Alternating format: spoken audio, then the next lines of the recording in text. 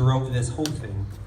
She has done everything from top to bottom, and I think her mother's here too, and some of her really good friends. So can we give them just a big round of applause for putting this on for tonight? She got me at the name Spirituali-TEA, and I love puns, so I thought that was beautiful. So we're here tonight for just, I think, a really engaging experience. And then, so I want to thank all of our guests for coming here today. And I'm going to pass the microphone over to Sierra, and you're in the car seat, the driver's seat. Thank you, Mr. Ramos. I've never been in this kind of driver's seat before, so I'm pretty nervous. But welcome to... I've really never been in this type of driver's seat. But welcome to Spirituali-TEA, everyone. Thank you so much for being here with me today. And now I'm not doing this for a class or for a club. Like Mr. Ramos said, I just kind of had an idea and I thought that was enough to do something like this.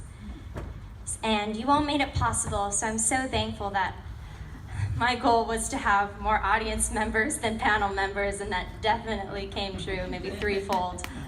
So, I thought I would take a little bit of time to tell you about myself. So, my grandmother passed down Catholicism to my mom and her to me. I didn't think much about going to Mass every Sunday or that my school had a saint's name.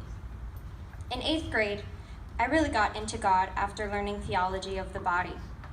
I'm sure you've had interpersonal awakenings with the ungraspable. I guess you could say I made a new friend. My new friend even took me to California, a trip taken just so I could go to a Catholic teen conference last summer. But this past year, the magnetism dwindled. I began to ponder the intensity of the past 2 years, and I thought about how my experience was merely footprints imprinted on the history of humankind. So, if you're wondering why I am doing this project, it is because admitting, hey, I don't really know, is more dauntingly alluring than my period of knowing was. Poet Miles Carter once said, "I don't think we'll ever understand God. Try describing the color blue to a blind man. God is universal and personal simultaneously. To believe one religion has it all figured out is believing an unlimited God would confine itself to one of our limited interpretations." And that sat with me. And I am sure that certain things shake you and shook each person on our panel a lot. So let's all sit together and share what shakes each of us.